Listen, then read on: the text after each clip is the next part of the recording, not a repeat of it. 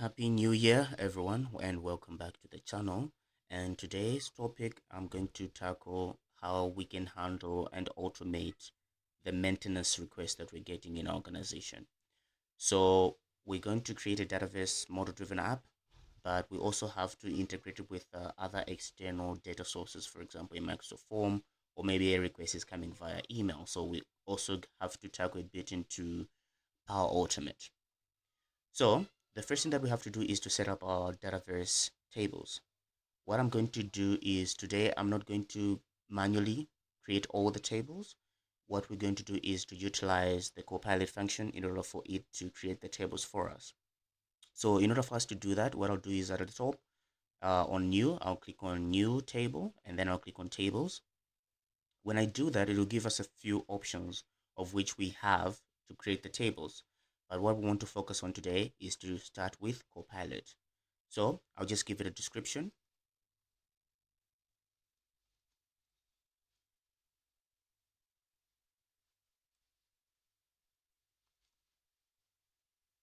All right. I want a table for managing all of our maintenance requests. I'll click generate and then Copilot will do its magic and then it will give us sample data plus sample columns that it thinks are relevant for our scenario. So as you can see here, it has given us two tables. It has given us the maintenance request table and it has also given us the maintenance category table. All right. If I want to see the data or the columns that have been added, so I'll click on the maintenance request. And then at the top here, I'll click on view data. As you can see here, it has given us the request description. It has given us the request date. It has given us the request status. It has also given us the maintenance category. All right. So as you can see here, the maintenance category, we have got the plumbing, we have got the windows, and so on and so forth. But this, I don't necessarily want it to be the category. I don't necessarily want it to be an other lookup table. I just want it to be a text column. So all you have to do is to click on the maintenance category column, click on edit column, and then just change this data type from lookup to text. So see what happens when I update this. You see that the relationship between these two tables will be severed. So when I click on update, it has taken out the relationship because there's no longer a link between these two tables. So we don't necessarily need to have this table with us. So we can just click on remove to remove it from our solution here. So still, I also want to be able um, to have the name of the individual who requested plus their email address. So I'll click on new column. I'll have it requester. This should be a single line text and it should be mandatory. All right. And I also want to have a column for the requester email. Remember,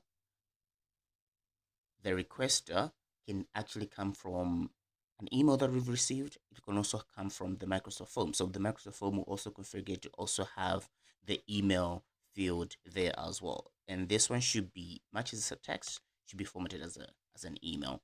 Should also be mandatory because if you want to automate notifications and so on and so forth, we can also do that. You're not just limited to edit the table the way I'm editing here. You can also just use prompts in order for you to add and remove or make any customizations to your table here. But that's all I want for the time being. So I'll click on save and exit at the top. And then when I click on save and exit, it will create the table and then it will add that table to our solution. All right. So I'll go ahead and create just creating the forms and the views, and then we have to go through the process of creating a Microsoft form and then how we can let that Microsoft form feed its data into the table that we've created. All right. So as you can see, the table has finalized creating and we have got the maintenance table here. And because we had created it in a solution, our solution code inspection application tutorial, it will be, stored in that solution as well. The good thing with using Copilot, or the advantage of it, is that we don't have to go through the hassle of creating everything from scratch. For example, the forms and the views and whatnot. it's the forms and everything else will be created automatically from the data that you've selected. So as you can see here from my maintenance request table, if I go to the main form, you see that we don't have to create, not create per se, we don't have to add the columns manually the very same way we do when we are creating all these other solutions. But you can see here all the information that we added from the form, it's right here. All right, we have got the request description, the owner, obviously the owner comes with the database table as well. So for this one, we don't necessarily need to have it on our main form, so I can just drag it to the top here. And then we have got on our form, we can have the request description, we have the request date, the status, the maintenance category, the requester, and the requester email. You see that these are the two columns that I added. These were the ones that were generated by Copilot, and I had set these two columns to mandatory. That's why you have the asterisk symbol there as well. You're not just limited to customizing the table columns from Copilot. You can also just come here and then you can add your columns, and you can also take out columns depending on the scenario. You want to add more columns, you can also do that as well. Same applies for the view as well. Let me just publish this first. Same applies to the view. The very same way we had set up the view in Copilot. There's some structure to say this one should be the first column, this one should be the third column. The Copilot will also create the same view as such. So what we're going to do is to just quickly create a model-driven application from this maintenance request table. And after we've done that, we'll have now to create automations in terms of how we're getting those requests logged inside our maintenance request table. All right. So I'll just click on new at the top, and then I'll click on new app. This one should be a model driven app. And this model driven app, I can just say maintenance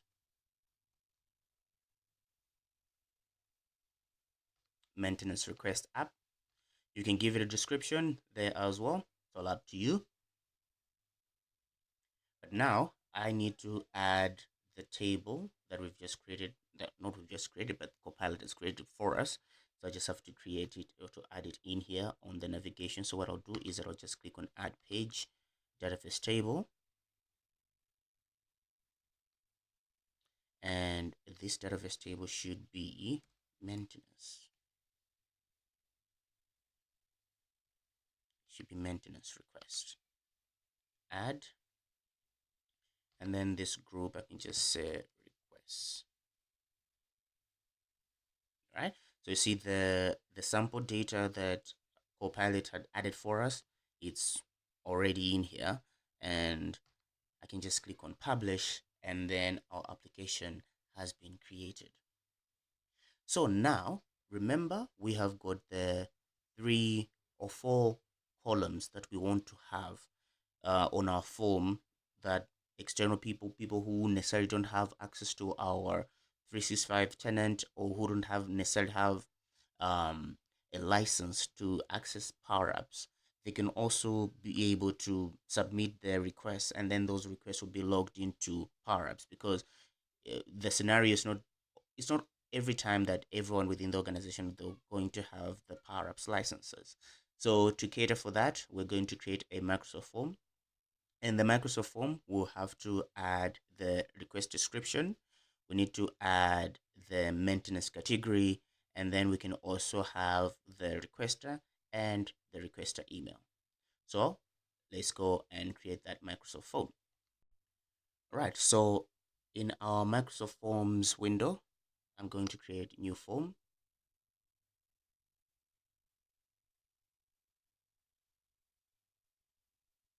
And I'm going to give it a name of maintenance request.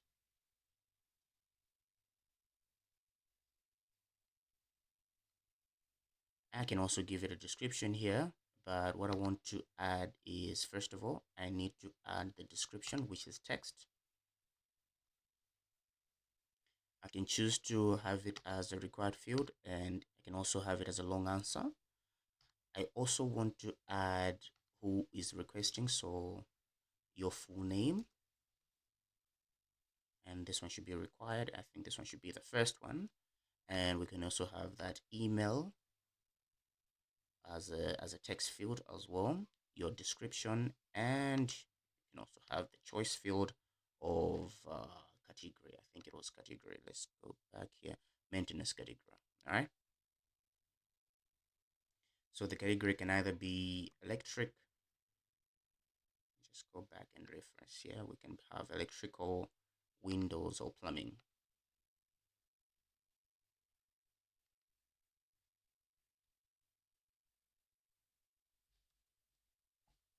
Okay. So now, if I'm to preview this form, you see that we have got the full name, we have got the email, and we have got the category. As you can see here, if you have got a lot of fields on your form here, and you want to free up the real estate, what you can do is instead of having as a list here, you can just have it as a drop down. To configure that, all you have to do is to select the field and then click on the ellipsis here, and then you can just select drop down. So if I'm to preview this form, as you can see now, we freed out a, a bit of real estate as well here. So I can just select here. If there's a scenario where you want to allow individuals to select multiple answers or multiple choices, you can also just activate here as well. But the multiple answers are not available when it's a drop down. So you have to select the drop down, and then you can click on multiple answers, and then you can also limit how many answers you want to have. But if it's a drop down, that won't be available. So I just wanted you to take note of that. Right. Now that our maintenance request form has been created, now let's go through how to create the Power Automate flow that will now get this information from our maintenance request form and then post it to our model-driven application. So let's create that automation flow. All right. In our solution now, I'm going to create a new automation, and this one should be a cloud flow, and it should be automated. So the differences between the triggers is that there's some other instances where you have to manually initiate the action that will determine the next steps to execute. So for that one, you're going to utilize a button, but there's some other scenarios where you just have to have it automated because we don't necessarily know what time the maintenance request will be submitted. So obviously, we can just leave it open-ended so that whenever a new item has been submitted from our form, we can actually have that in our database posted successfully. So for our flow name, I'll just say maintenance. All right. And for the trigger, I'll have it as when a new response is submitted from Microsoft Forms. So I'll select that and then we'll create.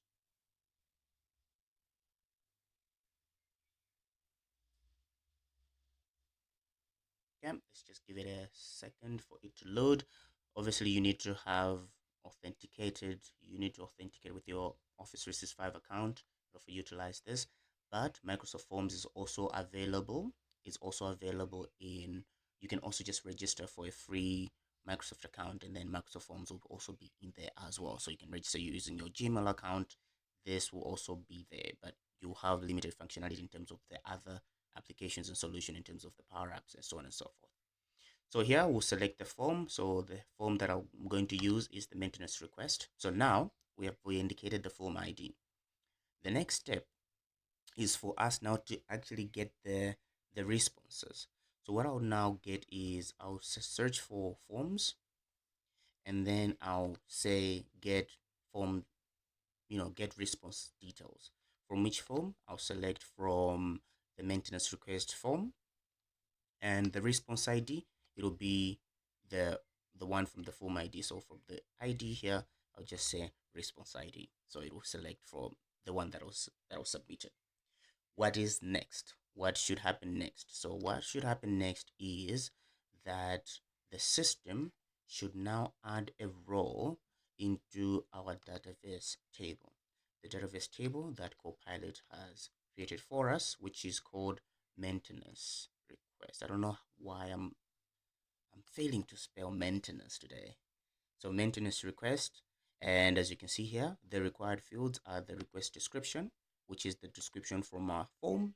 The requester is obviously the full name, and the requester email is just the email. I'll save this, and after this is saved, that's it. That's what you need to do in order for you to actually get information from a Microsoft form, and then have that information posted to your model-driven application or your database table. So let's give this a try and see it in action. So make sure that your table or your flow has been saved, and then I'll go to the maintenance form. I'll just select, say, okay, my email is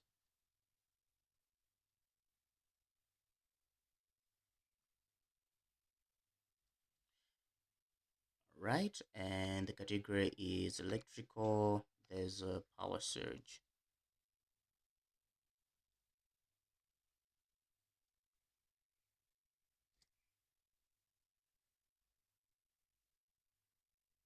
Okay, just we have a power. There was a power surge, and we have an outage. Please help. All right, so let's submit this. As you can see, the form can be shared with anyone. People don't necessarily need to have a Microsoft account in order for them to utilize the form. You can also set it to be accessible only internally, or you can also have it accessible to everyone who has got access to the link. So, my Power Automate, not Power Automate, but Microsoft Forms is flexible enough that way. So if I go back to our application, you see that these were the transactions that were posted were automatically generated by Copilot. So let me just quick refresh. And then you see that there's a power surge here. Okay. The power surge information is the information that we've just submitted from our Microsoft form.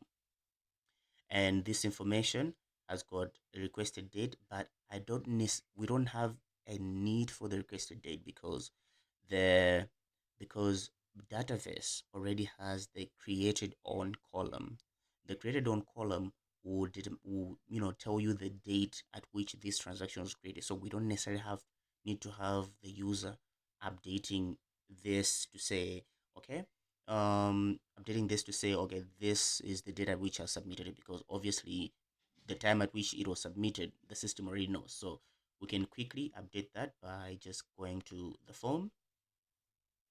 So I'll go back to the form, click on edit, and then you see that our created on column is right here. So much as Copilot was good enough or kind enough to give us that column, but we don't have a need for it. We can just select our created on column and bring it here.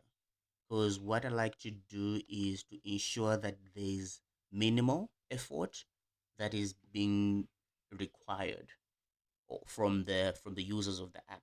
You don't need to have bombard the user with 20 fields on a form. Obviously, when someone is halfway through, they're going to just say, I'll make a phone call." So you have to make it as simple as possible. So I've published it.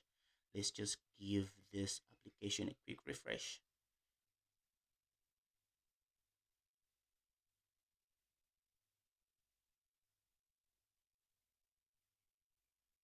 Right.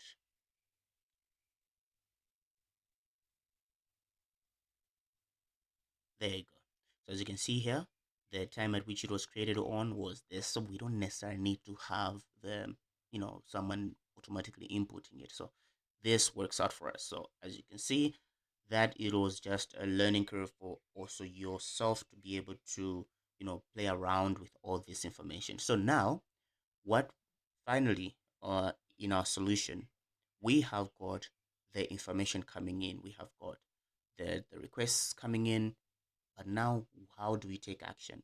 So, in the final part of the tutorial, I'm just going to showcase how we can now set up the approvals and extra configurations just to make sure that we have got an starting point up until an end point.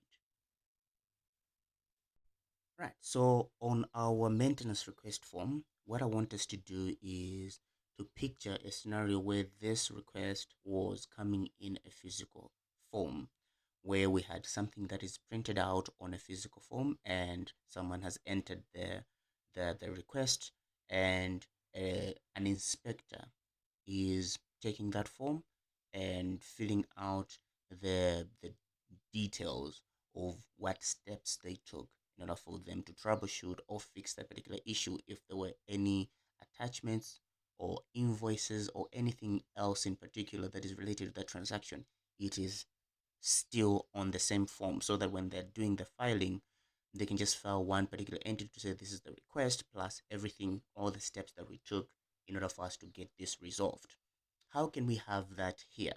Because here, remember, we have got the status, and the status, what we have is, for the status, we have got whether something is pending or something is being worked on or something has been approved or closed. So first of all, I need to have this. I just need to describe this as the request details, so that it's well detailed on the form, and I don't want to hide the label. I can just show it here. All right.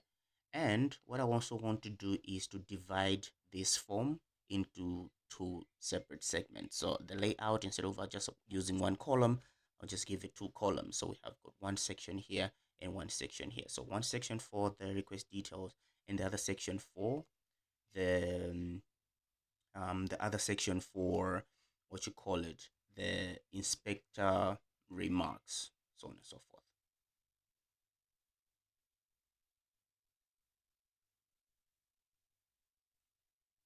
Okay. So for the inspection remarks, what I want us to do is to have a field that determines whether something has been resolved or it has passed or not. So obviously, there we can give that name, that column, a simple name, whether it's these are, what is the status of the field. But that might be a bit convoluted because we already have the status field here. So what I'll give it a specific name to say inspection status. So the inspection status, it should be a choice column, and this one, it should have the fields, the choices of, it has been resolved or it has been escalated.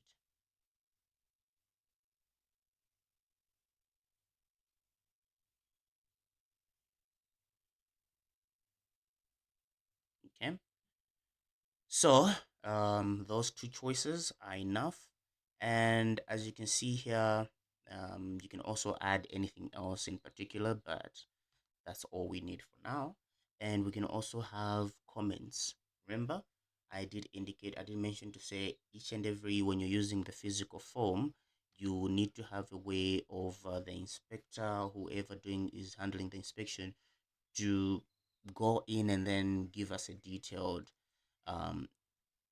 a detailed description of the steps they took in order to have this resolved. So, um, comments. So inspection comments.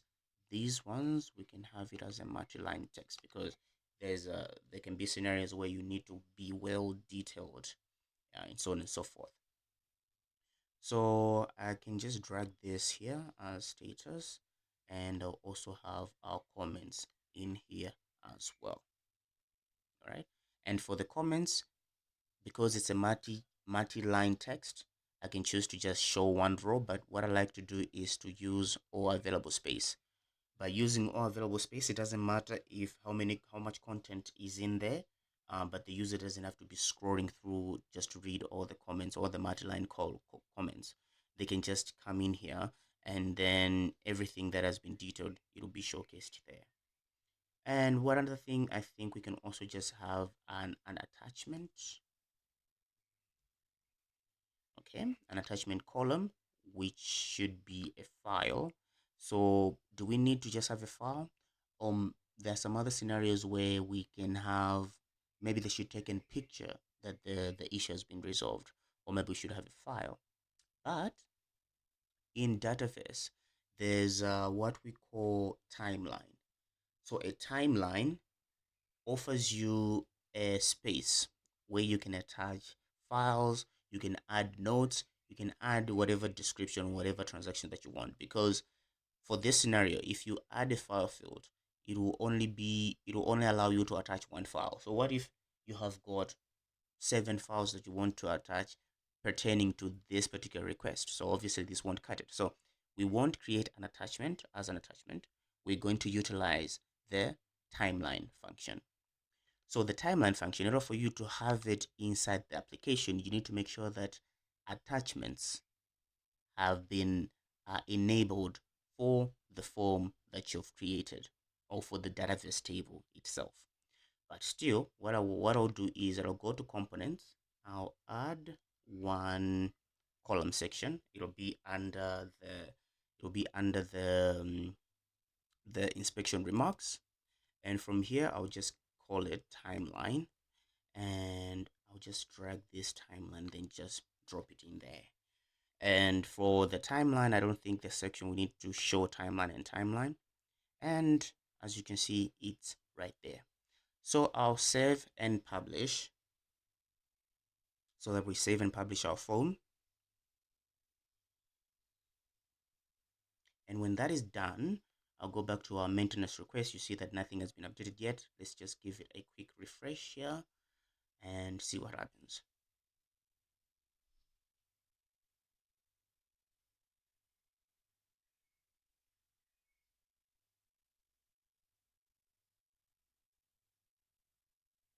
Wonderful. So you see that we have got our inspection remarks here. Okay, our inspection remarks, we can have this as resolved or escalated. We can have our comments in there, and the inspector, I think the inspector should also be able to change of um the entire thing. What I've realized is that I think we've just duplicated. We could have just utilized this status field as on the remarks. So you don't have to be creating to update inspection status and then you're updating the status as well. So that was all on me.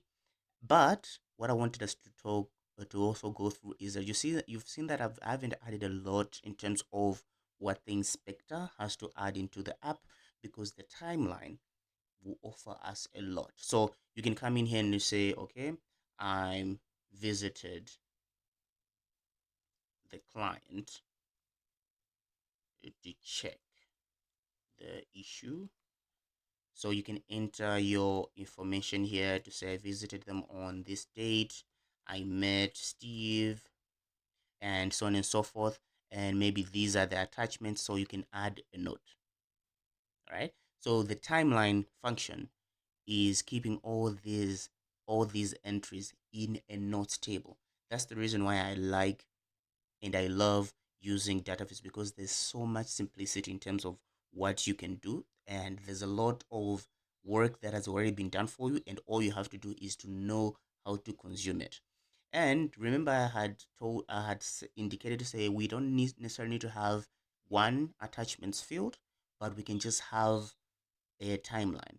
So with a timeline, you can come here and you can say, I just want to have, this is the quotation that I took from the vendor, and the vendor asked us to say, we need to, this is the invoice. So you can just attach it by just clicking here, and you're not limited in terms of how many items you've attached. And you can also come here at the top, and you can also enter a lot of stuff. You can bookmark, you can filter, you can sort, you can even change the display layout if you just want it to be cozy, so that everything is in one place. If you have got a lot of stuff, this will help in terms of if maybe you in the near future you're doing some audits, you can see the steps it took in order for you to have this resolved, because obviously you're not going to cover all the comments in here. You can start working on the issue this week, and then you can complete it maybe 3 weeks later. So obviously you're not going to have all the comments in there, but if you have got the notes in here, if you've got the timeline, you can indicate to say, okay, today I did this ABCD, and the good thing is the notes function will keep the date and time at which that particular note was added. So you can also use it as a backlog. Anyone else, another inspector is coming in to see what happened in order for this to be resolved, or maybe Steve is not in the office that particular date and someone else is taking over, they can also see where Steve had left off from. So basically, I know it's not much, but if you want, maybe if you want to have a more in-depth addition to the functionality, what we can have here, please feel free to give me suggestions in terms of how, what else we can do to make, to add more value to the app. But that's what I thought I would share with you guys today, just to have a simple maintenance request, just dabble a bit into what Copilot has to offer in terms of PowerApps and how it can simplify the table creation. You don't have to be a database guru in order for you to create tables now. You can just explain what you want, and then AI, will handle the rest. And we've tackled a bit of Microsoft Forms. It's, people don't usually talk much about microforms, but it's very useful tool in terms of surveys and whatnot. And then Power Automate is just a bridge between these, different entities, and just making sure that they, are working, together, to perform one beautiful task. All right. So that's what I had prepared for you today. And well, without further ado, again, happy new year, and I wish you a very good year today. May your dreams be accomplished this year. And I'll be seeing you in the next video. Thank you and have a good day.